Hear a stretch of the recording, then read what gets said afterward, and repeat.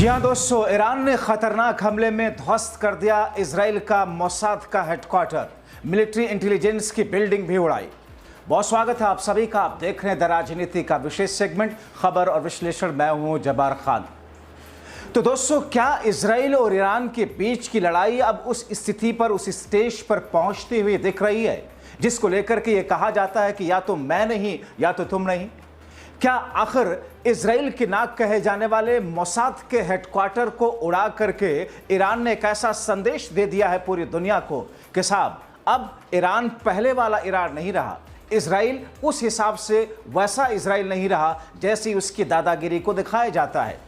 तो क्या अब जिस अंदाज में इजराइल और ईरान की लड़ाई आगे बढ़ रही है, वाकई अब यही सही वक्त है सीजफायर का? क्या डोनाल्ड ट्रंप जो संकेत अब इस वक्त दे रहे हैं 17 जून की शाम होते होते, इस बीच में इजराइल और ईरान के बीच में कोई एक नई स्तर की, नई स्टेज की तस्वीर देखने को मिलेगी? विस्तार से आपको बताते हैं दोस्तों, अंत तक इस वीडियो को जरूर देखें। दोस्तों, ईरान ने इजराइल का खुफिया एजेंसी मोसाद के हेडक्वार्टर पर जबरदस्त तरीके से हवाई हमला किया। उस बिल्डिंग के परखच्चे उड़ गए, आग के गोले और आग की लपटें वहां पर दिखाई दी। ये बिल्डिंग राजधानी तेल अवीव के हर्जिलिया टाउन में मौजूद रही। इसके अलावा मिलिट्री इंटेलिजेंस से जुड़ी हुई खुफिया एजेंसी इजराइल के अमान की बिल्डिंग पर भी बमबारी करके कहर बरपाया। ईरान की सेना Islamic revolutionary guard of corps ने मीडिया को दिए बयान में दोनों जगहों पर हमलों की पुष्टि की है। सोशल मीडिया पर मोसाद हेडक्वार्टर पर हमले का वीडियो भी सामने आया। हमले के बाद में वहां पर भीषण आग लगी हुई दिखाई दी। दोस्तों, अब ऐसी स्थिति में पूरी दुनिया इस बात को लेकर नए सिरे से इजराइल और ईरान के बीच की इस टसल को देखने और समझने की कोशिश कर रही है कि जिस अंदाज में, जिस तरीके से अमेरिका के शहर पर इजराइल ने जो हमला शुरू किया था, दरअसल उसके लिए वो कहीं ना कहीं उल्टा पड़ता जा रहा है। कभी इजराइल ने नहीं सोचा था कि तेल अवीव में कोई हमला कर सकता है। कभी इजराइल ने नहीं सोचा था कि उसकी रिफाइनरी पर कोई बहुत बड़ा अटैक कर सकता है। कभी इजराइल ने नहीं सोचा था कि दुनिया में सबसे मजबूत और सबसे सख्त मानी जाने वाली, सबसे कामयाब इंटेलिजेंस एजेंसी मोसाद, जिस मोसाद के हेडक्वार्टर पर हमला हो जाना, यह अपने आप में छोटी बात नहीं है। इस बीच ईरान के विदेश मंत्री सैयद अब्बास आरगची ने इजराइल ईरान संघर्ष में कहा कि बेंजामिन नेतन्याहू एक वांटेड क्रिमिनल है जिसने लगभग 3 दशकों तक लगातार अमेरिकी राष्ट्रपतियों को अपने युद्ध लड़ने के लिए धोखा दिया। वो कहते हैं कि इजरायली हमले का मकसद ईरान और अमेरिका के बीच समझौते को विफल करना है, जिसे हासिल करने के लिए हम सही रास्ते पर थे। वह एक और अमेरिकी राष्ट्रपति और अमेरिकी जनता को पूरी तरीके से मूर्ख बना रहे हैं। ईरानी विदेश मंत्री ने कहा कि अगर राष्ट्रपति ट्रंप कूटनीति के बारे में सच्चे हैं और इस युद्ध को रोकना चाहते हैं तो अगले कदम पर महत्वपूर्ण होंगे। इजराइल को अपनी आक्रामकता रोकनी होगी और हमारे खिलाफ सैन्य आक्रामकता पूरी तरीके से बंद होने पर हमारा जवाब जारी रहेगा। नेतन्याहू जैसे किसी व्यक्ति को चुप कराने के लिए वॉशिंगटन से एक फोन कॉल की जरूरत होती है और इससे कूटनीति की वापसी का रास्ता खुल सकता है। ये बातें तो दरअसल ईरान की तरफ से जो कही गई हैं, इसके कई सारे संकेत दिख रहे हैं, जिसका मैं आपको अभी थोड़ी देर में बताऊंगा।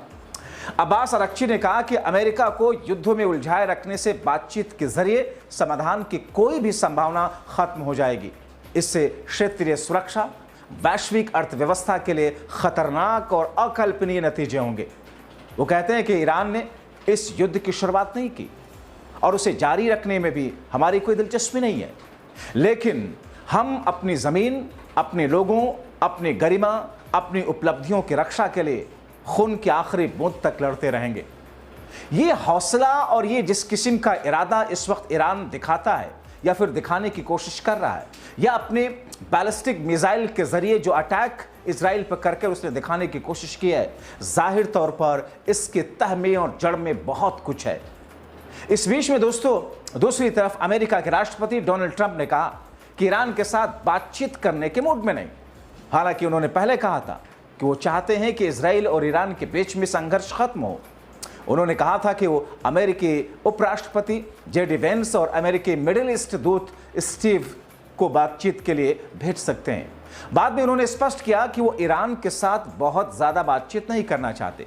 ट्रंप कहते हैं मैंने ये नहीं कहा कि ईरान और इजराइल के बीच में सीज़फायर हो। मैं ईरान के साथ परमाणु समस्याओं का स्थायी हल चाहता हूं। मैं चाहता हूं कि ईरान पूरी तरीके से परमाणु हथियारों को त्याग दे। उधर बात करें तो मिस्र, जॉर्डन, अन्य देशों ने इजराइल ईरान संघर्ष को रोकने की अपील की।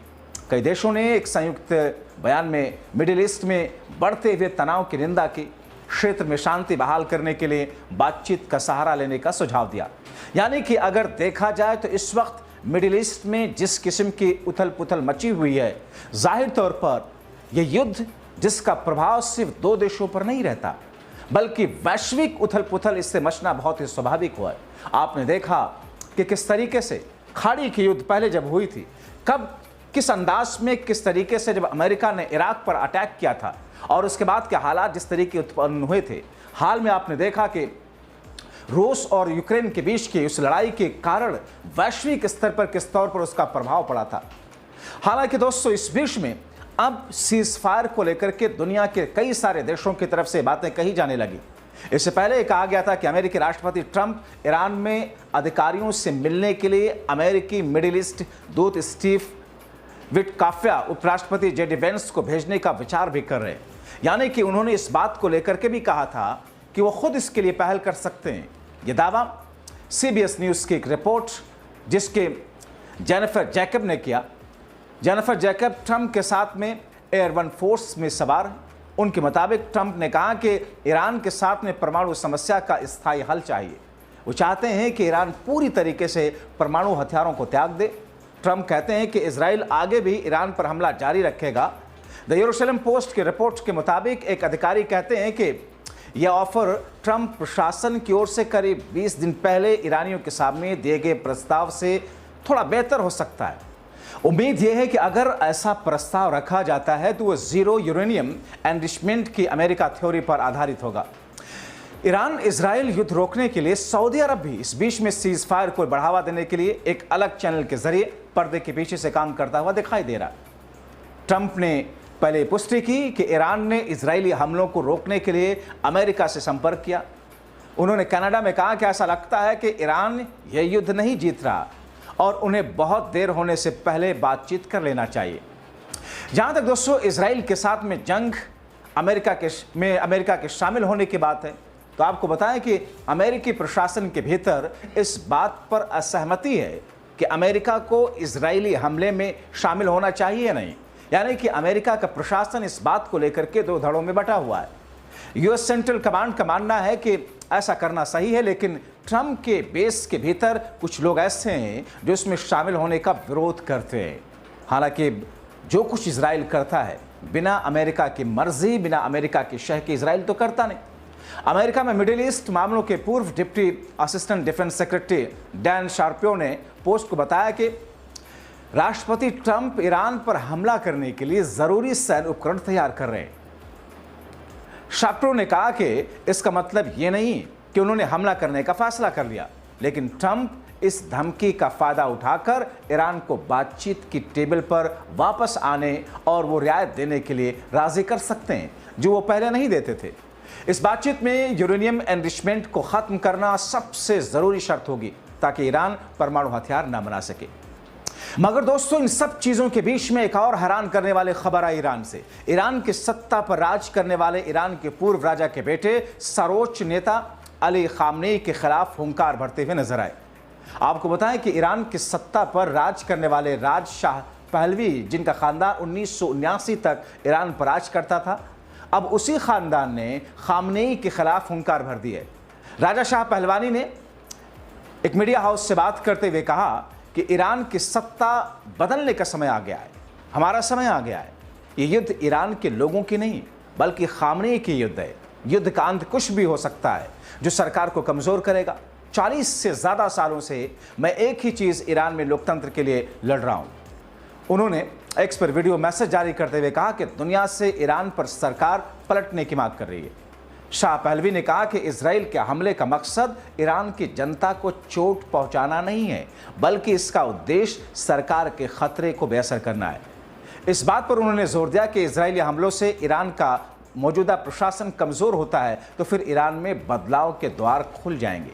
यानी कि दोस्तों, इजराइल ईरान के बीच जारी युद्ध के बीच रजा शाह पहलवी का यह बयान अमेरिका इजराइल पर लगने वाले उन आरोपों को और पुख्ता करता है, जिसमें कहा जा रहा था कि दरअसल अमेरिका और इजराइल ईरान में तख्ता पलट कराना चाहते हैं। इसीलिए इजराइल से अमेरिका ने ईरान पर हमला करवाया। अंतर्राष्ट्रीय मामलों के जानकार इस बिंदु को अमेरिका का पुराना दांव मानते हैं। अमेरिका ने जैसे इराक के साथ में किया, वही अब ईरान के साथ भी अमेरिका इस वक्त करवा रहा है। तो फिर ऐसी स्थिति में जबकि ईरान के हमले इजराइल पर सख्त हो रहे हैं, दूसरी तरफ इजराइल भी ईरान के अंदर बुरी तरीके से तबाही मचा रहा है, और ऐसे में अमेरिका बैठ करके एक बार फिर से सीज फायर के संकेतों पर विचार कर रहा है। मगर इन तमाम चीज़ों के बीच में ईरान में ही राजशाही परिवार के एक व्यक्ति का उठ करके खामनेई के खिलाफ खड़ा होना दरअसल पर्दे के पीछे की अमेरिका की उस कहानी को सामने ला रहा है, जिसको लेकर के लोग अक्सर चर्चा करते हैं। आप क्या सोचते हैं अमेरिका की इस रणनीति को लेकर? अपनी राय कमेंट बॉक्स में ज़रूर लिखें। अभी के लिए इतना ही, बहुत शुक्रिया।